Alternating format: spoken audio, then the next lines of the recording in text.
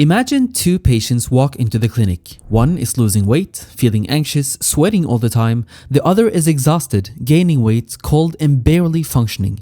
Their blood pressure is normal, their heart sounds are normal, nothing obvious on physical exam, yet the problem isn't the heart, it isn't the lungs, and it isn't even structural damage in the brain. It's a few millimeters of tissue releasing the wrong amount of chemical signal. That's the endocrine system. It's a system of organs that communicate using chemical signals that shape how the body works and how we behave. So in this video, we will start by going through what a hormone actually is, what makes something a hormone, the different types of hormones, and so on. Then we will look at how hormones communicate with cells, focusing on the different receptor types and how hormones produce different kind of effects. After that, we will walk through the major endocrine glands, where they're located and the main hormones they release. We will walk through the hypothalamus and the pituitary, the thyroid and the parathyroid glands, the adrenal glands, the pancreas, the gonads, and the pineal gland. And then we will look at how the endocrine system is regulated, especially through feedback mechanisms that keep this system in balance. I will also mention some clinical notes along the way, talk a little bit about endocrine disorders as we go through these organs. What's up everyone, my name is Time, I'm a medical doctor and I make animated medical lectures to make different topics in medicine visually easier to understand. If you would like a PDF version or quiz of this presentation, you can find it on my website, along with organized video lectures to help with your studies. Alright, let's get started. So let's start with the fundamentals. What actually is a hormone? A hormone is a chemical messenger that is secreted by endocrine cells. These endocrine cells come together to form an endocrine gland, and they secrete the hormone directly into the bloodstream, not through a duct. And it travels through the circulation to reach distant target cells, where it binds to specific receptors and triggers a response. So what is a hormone? A hormone is a chemical messenger that's secreted by endocrine gland directly into the bloodstream, and it travels through the circulation to reach distant target cells, where it binds to specific receptors and triggers a response. Now, that definition has a few key features we need to talk about. First, hormones are released into the bloodstream. This is what makes endocrine glands different from exocrine glands, which release their products through ducts. Your salivary glands, for example, release saliva through ducts into your mouth.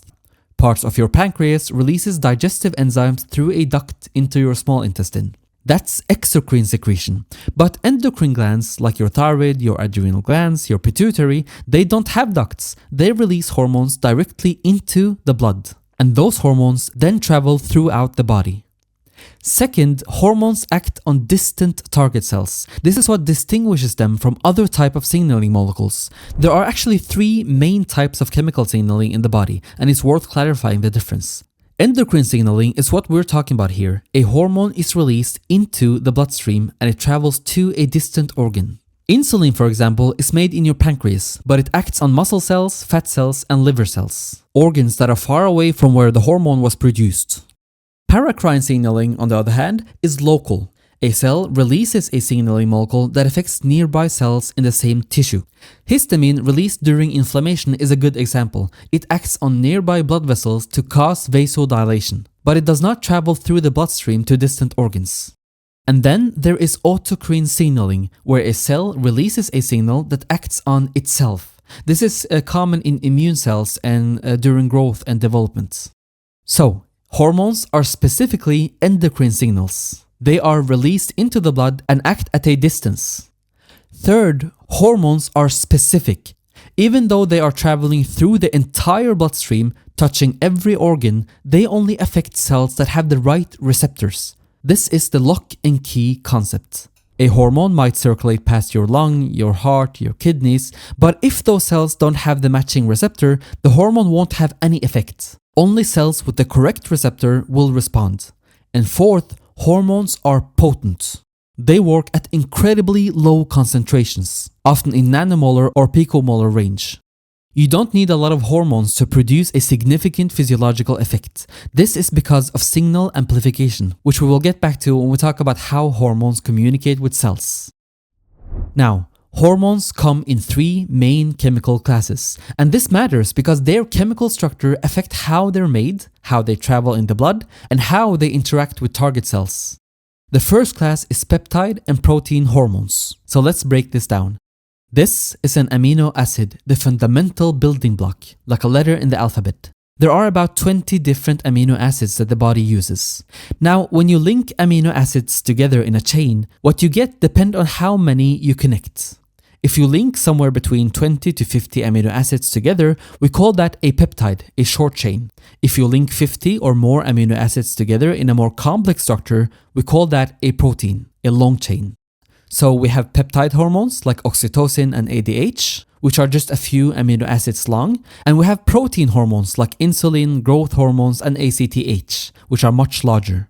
But here's the key thing about this entire class. Whether they are peptides or hormones, they are water soluble.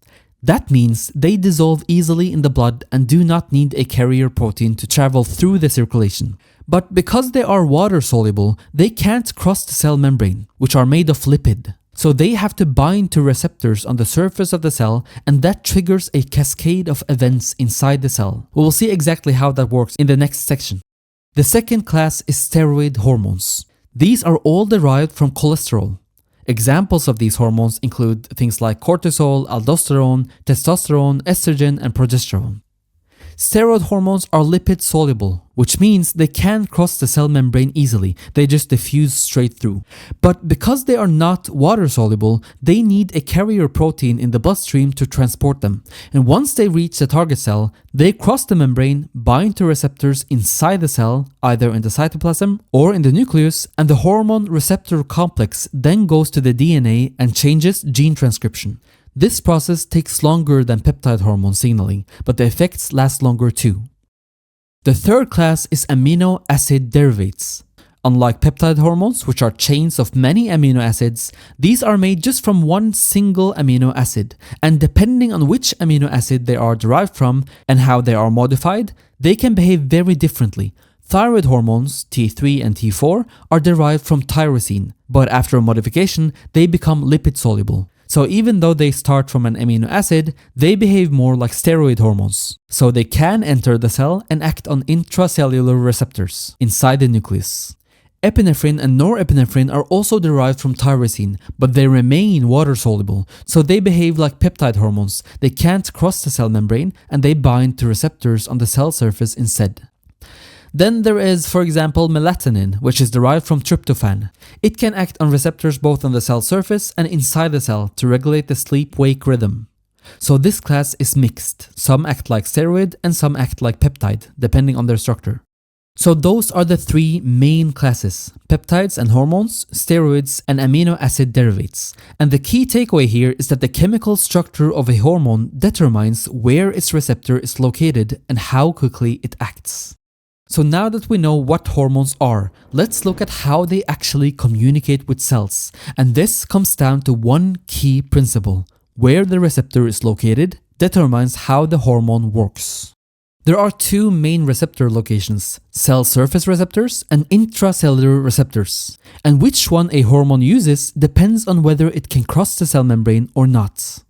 Let's start with the cell surface receptors, which are used by peptides and protein hormones. Remember, peptide hormones like insulin, growth hormones, and ACTH are water soluble. They dissolve easily in the blood, but they can't cross the lipid bilayer of the cell membrane. So they have to bind to receptors on the outside of the cell, on the surface. That binding causes a conformational change in the receptors. It changes shape, and that triggers a cascade of events inside the cell. The hormone itself never enters the cell. It's like just knocking on the door and the signals get passed through, but the hormone stays outside. Now, there are different types of cell surface receptors, but the most common ones for hormones are G-protein coupled receptors and receptor tyrosine kinases. G-protein coupled receptors work through what are called second messengers. The hormone is the first messenger since it carries the first message from the gland to the target cell. Now, there are actually different types of G proteins. There is G stimulatory protein, GI inhibitory, and GQ, which activates a different pathway. Each have their own effect on the cell, but let's use G stimulatory as an example, just so you get the general idea of what secondary messengers are. So when the hormone binds to the receptor, it activates a G protein complex inside the cell. Part of this complex then activates an enzyme called adenylyl cyclase, which converts ATP into cyclic AMP. With the GQ pathway, the activated G protein triggers phospholipid C, which breaks down a membrane lipid to produce IP3 and DAG. IP3 then triggers calcium release inside the cell. These second messengers, whether it's cyclic AMP, IP3 or calcium, then activates a whole cascade of enzymes inside the cell, amplifying the signal. One hormone molecule binding to one receptor can lead to the production of hundreds or thousands of second messenger molecules, which then activates even more enzymes. That's the amplification we talked about earlier. It is why hormones can be so potent even at very low concentrations. Examples of hormones that use G protein coupled receptors include glucagon, ACTH, TSH, LH, and FSH. They all work through this second messenger system. We will get back to these hormones later in this video. The other main type of surface receptor is the receptor tyrosine kinase. Insulin is the main hormone that uses this type of receptor. When insulin binds, the receptor itself becomes an enzyme. It phosphorylates other proteins inside the cell, adding phosphate groups to them, and that kicks off a signaling cascade. This pathway is a bit different from the G protein coupled receptor pathway, but the principle is the same. Binding on the outside triggers a cascade on the inside. Now, because these pathways work through enzyme cascades, they are fast. The effect can start within seconds to minutes, but they are also relatively short-lived. Once the hormone is cleared from the bloodstream, the signal stops and the effect fades. Alright, now let's look at the other type of receptor, the intracellular receptors, which are used primarily by steroid hormones. These hormones are lipid soluble, which means they can cross the cell membrane. They just diffuse straight through the lipid bilayer, enter the cell, and binds to receptors that are either in the cytoplasm or already in the nucleus. Let's take a steroid hormone like cortisol as an example. Cortisol is traveling through the bloodstream, bound to a carrier protein because it's not water soluble. When it reaches a target cell, it dissociates from the carrier, crosses the cell membrane, and binds the receptors in the cytoplasm. The hormone receptor complex then moves into the nucleus, binds to specific DNA sequences, and changes the gene transcription. It literally turns genes on and off. This means the cell starts making new proteins or stops making certain proteins, and that changes the cell's behavior. But because you are going through the whole process of transcription and translation, DNA to RNA to proteins, this takes time. The effect don't start for at least 30 minutes to an hour, sometimes longer. But once those new proteins are made, the effect lasts much longer, hours to days. Thyroid hormones T3 and T4 work the same way. Even though they are derived from amino acid, they are lipid soluble. So they need to travel bound to a carrier protein in the bloodstream, just like steroid hormones. But when they reach a target cell, they dissociate from the carrier, cross the cell membrane, and bind to receptors located inside the nucleus itself. Now, T4 is the main form that is secreted by the thyroid gland and circulates in the blood, but T3 is the more active form. Most T4 gets converted to T3 in peripheral tissues, mainly in the liver and kidneys. And it's T3 that binds more strongly to the nuclear receptors and has the greater effect on gene expression. Together, they regulate metabolic rate by changing which genes are expressed in nearly every cell in the body. So that is the key difference between the two receptor types. Peptide hormones bind to surface receptors, triggers fast but short-lived effect through enzyme cascades and second messengers. Steroid and thyroid hormones cross the membrane, bind to intracellular receptors, and produce slower but longer-lasting effect by changing gene expression. And this difference matters clinically. If you're treating someone with a steroid like prednisolone for inflammation, you're not going to see the full effect immediately. It takes time for those anti-inflammatory proteins to be made, but once they are, the effect is sustained for hours to days.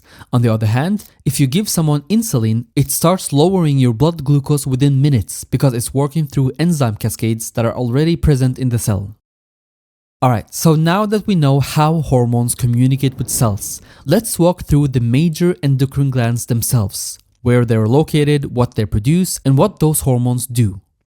We are going to start at the top of the hierarchy with the hypothalamus and the pituitary, then work our way through the thyroid and the parathyroids, the adrenal glands, the pancreas, the gonads, and finally, the pineal gland. Let's start with the hypothalamus and the pituitary, because those two structures sit at the top of the endocrine hierarchy and control most of the other glands. The hypothalamus is located at the base of the brain, just above the pituitary gland, and the pituitary gland itself is a small pea-sized structure that sits in a bony depression at the base of the skull called sella turcica. These two are connected by the infundibulum. Let's now isolate this region of the brain and zoom in. Now, the pituitary is often called the master gland because it controls so many other endocrine glands. But really, the hypothalamus is the one in control. It regulates the pituitary, which then regulates the other glands. The pituitary is divided into two functional distinct parts, the anterior pituitary and the posterior pituitary. They have completely different origins, different cell types, and different ways of being controlled. Let's start with the anterior pituitary, also called the adenohypophysis. The anterior pituitary is a true glandular tissue. It is controlled by the hypothalamus through a specialized vascular connection called the hypothalamic hypophyseal portal system. This is important. The hypothalamus produces releasing hormones and inhibiting hormones, and instead of releasing them into the general circulation, it secretes them into the portal system. These hormones travel down through small blood vessels directly to the anterior pituitary without being diluted in the systemic bloodstream. So the anterior pituitary gets a concentrated dose of these signals. The anterior pituitary then responds by producing and secreting its own hormones. There are 6 major hormones made here, and most of them are called tropic hormones because they act on other endocrine glands. The first is growth hormone, also called somatotropin. Growth hormones promote growth in children and adolescents, mainly by stimulating the liver to produce another hormone called insulin-like growth factor 1, which acts on bones and muscles to promote growth. In adults, growth hormone still has metabolic roles. It increases protein synthesis, promotes fat breakdowns, and raises blood glucose. Growth hormone is controlled by 2 hypothalamic hormones, growth hormone releasing hormone, which stimulates it, and somatostatin, which inhibits it. The second is prolactin. Prolactin's main role is stimulating milk production in the mammary glands after childbirth, but it also has a broader effect on reproduction and immune functions. Prolactin is unique because it's under tonic inhibition by the hypothalamus. Dopamine from the hypothalamus constantly suppresses prolactin release, so if that inhibition is removed, prolactin level rises. This can happen with certain medications that block dopamine, or with pituitary hormones that compress the stalk and blocks dopamine delivery. The third is ACTH, adrenocorticotropic hormone. ACTH is controlled by corticotropin-releasing hormone from the hypothalamus. ACTH travels through the bloodstream to the adrenal glands and stimulates the adrenal cortex to produce cortisol, your main stress hormone. The fourth is TSH, thyroid stimulating hormone, and is controlled by TRH, thyrotropin releasing hormone from the hypothalamus. TSH acts on the thyroid gland, stimulating it to produce thyroid hormones, which are T3 and T4. And the last 2 are the gonadotropins, FSH and LH, follicle stimulating hormone and luteinizing hormone. These control the gonads, which are the ovaries in the female and the testes in males. In females, FSH stimulates the growth of the ovarian follicles, and LH triggers ovulation and stimulates the corpus luteum to produce progesterone. In males, FSH supports sperm production by acting on Sertoli cells, and LH stimulates testosterone production from Leydig cells. Both FSH and LH are controlled by something called GnRH, gonadotropin releasing hormone, from the hypothalamus. So those are the 6 major hormones of the anterior pituitary. Most of them act on other glands, and if you really understand this hierarchy, it gets so much easier to interpret hormone levels clinically. If TSH is high but T4 is low, where's the problem? The problem is the thyroid, because it's just not responding. If both TSH and T4 are low, where is the problem? The problem is at the pituitary or the hypothalamus. So that was the anterior pituitary. Let's now look at the posterior pituitary, also called the neurohypophysis. The posterior pituitary is very different from the anterior one. It is not actually glandular tissue, it is an extension of the hypothalamus. The hormones released by the posterior pituitary are made by neurons in the hypothalamus, specifically in 2 nuclei, the supraoptic nucleus and the paraventricular nucleus. These neurons send their axons down through the infundibulum and the axon terminals end in the posterior pituitary. So the hormones are synthesized in the cell bodies up in the hypothalamus, transported down the axon, and stored in the nerve terminals in the posterior pituitary until they are released. There are two hormones released from the posterior pituitary, ADH and oxytocin. ADH, antidiuretic hormone, is also called vasopressin. Its main job is water retention. When your blood becomes too concentrated, when plasma osmolarity rises, osmoreceptors in the hypothalamus detect this and triggers ADH release. ADH then act on the collecting ducts in the kidneys, causing the insertion of water channels called aquaporin 2 into the cell membrane. This allows water to be reabsorbed from the urine back into the bloodstream, so you produce less urine. Clinically, this is really important. If you cannot produce ADH, either because of damage to the hypothalamus or the pituitary, you develop diabetes insipidus. Patients with diabetes insipidus produce massive amounts of diluted urine, sometimes 10 to 20 liters a day, and they are constantly thirsty. The opposite problem is syndrome of inappropriate ADH secretion, where too much ADH is released, leading to water retention and dangerously low sodium levels called hyponatremia. The second hormone is oxytocin. Oxytocin stimulates uterine contractions during labor and triggers milk ejection during breastfeeding. It is also involved in social bonding, though that's less relevant in the clinical context. So that's the hypothalamus and the pituitary, the control center at the top of the endocrine hierarchy. The hypothalamus controls the anterior pituitary through releasing hormones delivered via the portal system, and the anterior pituitary then controls things like the thyroid, adrenals, and gonads. The posterior pituitary stores and releases ADH and oxytocin, which are made in the hypothalamus itself. Now let's move down to the thyroid gland. The thyroid is a butterfly-shaped gland located in the front of the neck, wrapping around the trachea just below the larynx. It has two lobes, a right lobe and a left lobe, connected by a narrow bridge of tissue called the isthmus. The thyroid produces three hormones, T3, T4, and calcitonin. T3 and T4, triiodothyronine and thyroxine, are the thyroid hormones that regulate metabolic rates. They are produced by follicular cells, which are organized into structures called thyroid follicles. These follicles contain a protein-rich substance called colloid, and it's in this colloid that thyroid hormone synthesis happens. The synthesis process is actually quite complex, so let's walk through it step by step. It starts with iodine from your diet, from iodine salt or seafood. In your gut, iodine is absorbed as iodide, that's I with a minus charge, I minus. And that's the form that circulates in your bloodstream. Follicular cells actively take up iodide from the blood using a transporter called sodium iodide symporter. The iodide then moves from the cell into the follicular lumen, which is filled with a substance called colloid. Now here is where the chemistry happens. An enzyme called thyroid peroxidase, or TPO, sits at the edge of the cell facing the colloid. TPO oxidizes iodide into reactive iodide species. These can be things like I+ or other reactive forms that can attach to proteins. This reactive iodide then attaches to the tyrosine rings on a large protein scaffold called thyroglobulin, which is floating in the colloid. When one iodine atom is attached to a tyrosine, you get MIT, monoiodotyrosine. When two iodine atoms are attached, you get DIT, diiodotyrosine. Then TPO couples these together, still on the thyroglobulin backbone. MIT plus DIT forms T3, which has 3 iodine atoms total. DIT plus DIT forms T4, which has 4 iodine atoms total. These T3 and T4 molecules stay attached to the thyroglobulin, stored in the colloid, until they are needed. When TSH signals the thyroid, the follicular cells pull droplets of colloid back into the cell, breaks down the thyroglobulin, and release free T3 and T4 into the bloodstream. Most of what's released into the bloodstream is T4, but T3 is a more active form.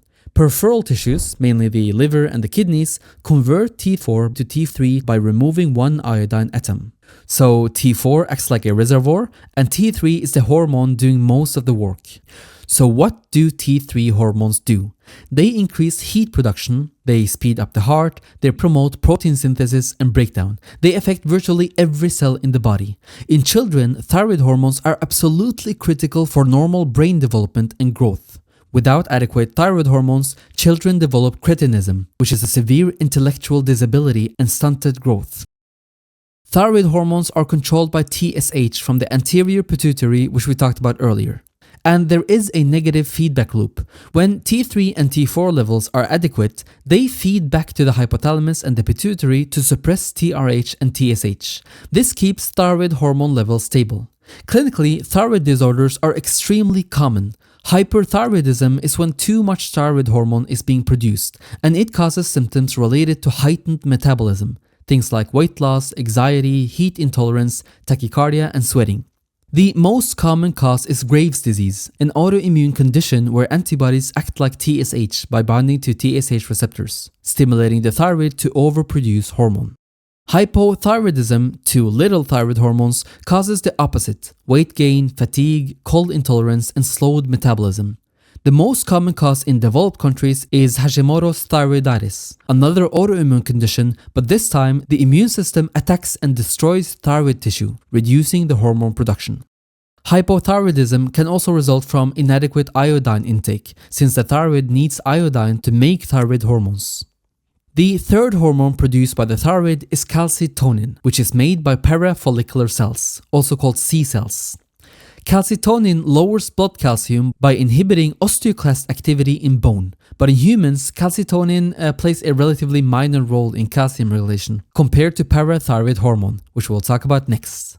The parathyroid hormones are 4 small glands located on the posterior surface of the thyroid gland, 2 on each side. They are easy to miss because they are very small, but they are so important for the calcium homeostasis. The parathyroid glands produce parathyroid hormones, or PTH. PTH is a primary regulator of blood calcium levels. When blood calcium drops, the parathyroid gland senses this and releases PTH. PTH then acts on 3 main targets to raise calcium levels.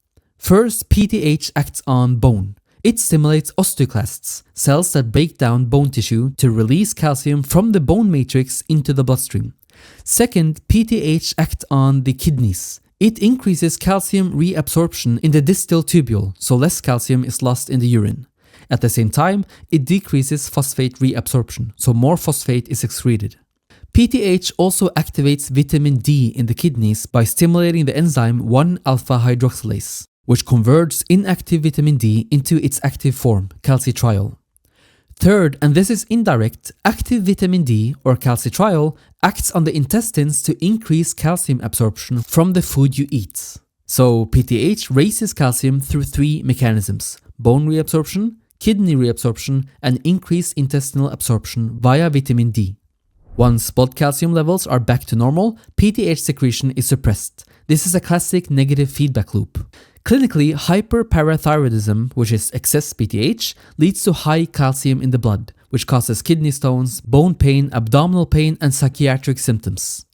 Hypoparathyroidism, which is low PTH, leads to low calcium in the blood, which causes neuromuscular irritability. Patients develop tetany, muscle spasms, and cramps. And you can test this with the Chvostek's sign or Trousseau's sign. Now, let's move to the adrenal glands. The adrenal glands are paired organs that sit on top of each kidney, one on the right and one on the left. The right adrenal gland is more triangular and the left is more crescent shape. Each adrenal gland is really 2 glands in one. The outer part is the adrenal cortex and the inner part is the adrenal medulla. They have completely different functions. Let's start with the adrenal cortex. First, we need to slice up a chunk of this gland and zoom in. The adrenal cortex is this large area here, and it's generally divided into 3 zones, and each zone produces different steroid hormones. And to remember this, think GFR, zona glomerulosa, zona fasciculata, and zona reticularis. And the hormones they produce are sometimes remembered as salt, sugar, sex. The outermost zone, the zona glomerulosa, produces aldosterone, a mineralocorticoid. Aldosterone regulates sodium and potassium balance. It acts on the distal tubule and the collecting ducts of the kidneys, increasing sodium reabsorption and potassium secretion. When sodium is reabsorbed, water follows. So aldosterone increases blood volume and blood pressure. Aldosterone is controlled primarily by two things, not by ACTH. First, the renin-angiotensin-aldosterone system, or ROS, which is activated when blood pressure drops or blood volume is low. Second, by blood potassium levels. When potassium rises, it directly stimulates the zona glomerulosa to release aldosterone. Both of these signals ultimately leads to sodium retention, water retention, and increased blood volume. The middle zone, zona fasciculata, produces cortisol, a glucocorticoid. Cortisol is your main stress hormone. It's released in response to ACTH from the anterior pituitary, which is itself released in response to stress, low blood glucose, or following a circadian rhythm. Cortisol peaks in the early mornings and is lowest at nights. So what does cortisol do? It has a widespread effect throughout the body, but let's focus on the main ones. First, it raises blood glucose. Cortisol does this in several ways. It stimulates gluconeogenesis in the liver, making new glucose from amino acids and other metabolites. It also breaks down stored glycogen in the liver to release glucose. And it breaks down muscle proteins to provide those amino acids the liver needs for gluconeogenesis. On top of that, cortisol makes muscle and fat cells less sensitive to insulin, so they take up less glucose, leaving more in the bloodstream. Second, it promotes fat breakdown, lipolysis, releasing fatty acids that can be used for energy. Third, cortisol is a powerful anti-inflammatory and immune suppressant. It suppresses the immune system by inhibiting inflammatory cytokines and reducing immune cell activity. This is why synthetic glucocorticoids like prednisolone are used to treat inflammatory conditions like rheumatoid arthritis and asthma. Fourth, it helps maintain blood pressure by making blood vessels more responsive to catecholamines like epinephrine, which causes vasoconstriction. And finally, chronic high cortisol decreases bone formation because during stress, the body prioritizes immediate energy needs over long-term maintenance. Cortisol inhibits bone building cells and promotes bone breakdown to release calcium and other resources, which is why long-term glucocorticoid use can lead to osteoporosis. All of these effects help the body adapt to stress, mobilizing energy, suppressing inflammation, and maintaining cardiovascular function. Clinically, too much cortisol causes Cushing's syndrome, which is a condition where all the excess cortisol causes central obesity, moon face, stretch marks, muscle weakness, high blood pressure, and high blood sugar. Too little cortisol causes Addison's disease, fatigue, weight loss, low blood pressure, hyperpigmentation, and an inability to respond to stress, which can be life-threatening. The innermost zone, zona reticularis, produces androgens, mainly DHEA and androstenedione. These are weak androgens that are converted to testosterone or estrogen in peripheral tissues. They are more important in females as a supplementary source of androgens, but clinically they are less emphasized unless they are adrenal hyperplasia or tumor. So those were the three zones of the adrenal cortex. Now let's look at the adrenal medulla. The adrenal medulla is completely different from the cortex. It is not steroid-producing tissue, it's a modified neural tissue, so it's part of the sympathetic nervous system. And it produces catecholamines, which are epinephrine and norepinephrine. When you're stressed, when the sympathetic nervous system is activated, nerve signals travel directly to the adrenal medulla, and it releases catecholamines, mainly epinephrine, which makes up 80% of what's secreted, and norepinephrine, which makes up about 20%. Catecholamines are a class of hormones derived from the amino acid tyrosine. These hormones are a part of the fight or flight response, and they act on receptors throughout the body called alpha and beta adrenergic receptors. Epinephrine particularly activates beta receptors. It dilates the airways, increases heart rate, and triggers the breakdown of glycogen in the liver to release glucose into the bloodstream for immediate energy. Norepinephrine activates more alpha receptors, causing blood vessels to constrict and raising blood pressure.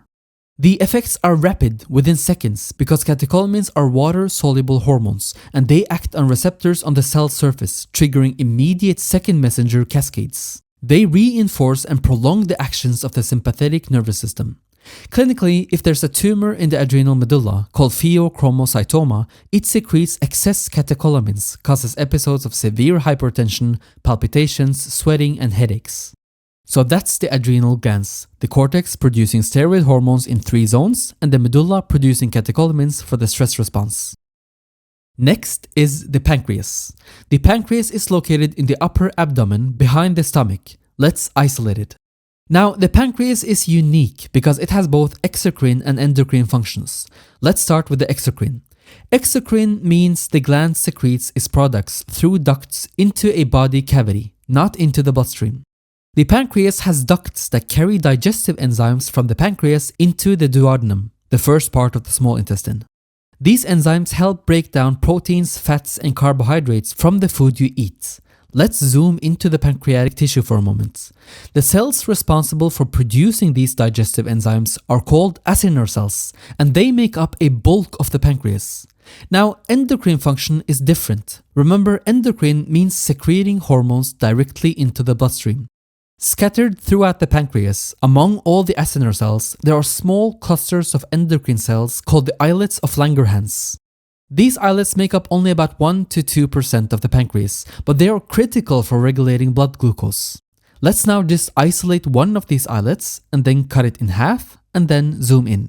We can now see that the islets contain several different cell types, but the 2 most important are the beta cells, which produce insulin, and alpha cells, which produce glucagon. Let's start with insulin. Insulin is released when glucose in the blood rises, like after a meal. Beta cells senses the glucose and they respond by secreting insulin into the bloodstream. Insulin then acts on muscle cells, fat cells, and liver cells. On the surface of these cells are insulin receptors, and remember, these are receptor tyrosine kinases, not G-protein coupled receptors. When insulin binds to these receptors, it triggers a signaling cascade inside the cell. One of the key effects, especially in muscles and fat cells, is that it causes GLUT4 transporters, glucose transporters, to move from inside the cell to the cell surface. Once they're at the surface, glucose can enter the cell. In the liver and muscles, insulin promotes glycogen synthesis, which is storing glucose as glycogen. In fat tissue, it promotes fat storage, converting excess glucose to triglycerides. And throughout the body, it promotes protein synthesis. Insulin is the ultimate storage hormone. It just tells the body to store energy. So that's just briefly how insulin works. Now, glucagon does the opposite. Glucagon is released when glucose in the blood drops, like between meals or during fasting. Alpha cells senses the low glucose and secretes glucagon. Glucagon acts mainly on the liver, stimulating glycogen breakdown and gluconeogenesis, making new glucose. It also promotes fat breakdown. Glucagon is the mobilization hormone. It tells the body to release stored energy. So insulin and glucagon work as opposite regulators of blood glucose. When glucose is high, insulin brings it down. When glucose is low, glucagon brings it up. This balance is critical for maintaining stable blood glucose levels. Clinically, when this system breaks down, you get diabetes. In type 1 diabetes, the immune system destroys the beta cells. So there's an absolute deficiency of insulin. Without insulin, glucose can't enter the cell, so it accumulates in the blood, causing hyperglycemia. And because the cells can't use glucose, the body starts breaking down fat for energy, producing ketones, which can lead to diabetic ketoacidosis, a life-threatening condition. In type 2 diabetes, the problem is insulin resistance. The beta cells are still making insulin, but the target cells don't respond to it properly. And over time, beta cells can't keep up and insulin levels eventually drop too. There are other cell types in the islets too, like delta cells that produce somatostatin, which inhibits both insulin and glucagon, and there are also cells that produce other peptides like pancreatic polypeptide, but clinically, insulin and glucagon are the main players. So that was the pancreas. Now, let's talk about the gonads, the testes in males and the ovaries in females. In males, the testes produce testosterone. Testosterone is made by Leydig cells in response to luteinizing hormone from the anterior pituitary. Testosterone drives male secondary sexual characteristics like deepening the voice, facial and body hair, increased muscle mass. It's also essential for spermatogenesis, sperm production, which is supported by Sertoli cells under the influence of FSH. Sertoli cells also produce inhibin, which feeds back to the pituitary to suppress FSH secretion. In females, the ovaries produce estrogen and progesterone. I did talk about this in detail about the video on the female reproductive system, but the overall system works like this. The ovaries go through a monthly cycle. In the first half of the cycle, the follicular phase, FSH stimulates the growth of ovarian follicles. And these follicles produce estrogen, mainly estradiol. Estrogen promotes the proliferation of the endometrial lining and drives female secondary sexual characteristics. At mid-cycle, a surge of luteinizing hormone triggers ovulation, the release of an egg from the dominant follicle. After ovulation, the remnant of the follicle becomes the corpus luteum, and the corpus luteum produces progesterone. Progesterone maintains the endometrial lining in preparation for a potential pregnancy. If pregnancy does not occur, the corpus luteum breaks down, progesterone levels drop, and menstruation occurs. If pregnancy does occur, the placenta takes over progesterone production to maintain the pregnancy.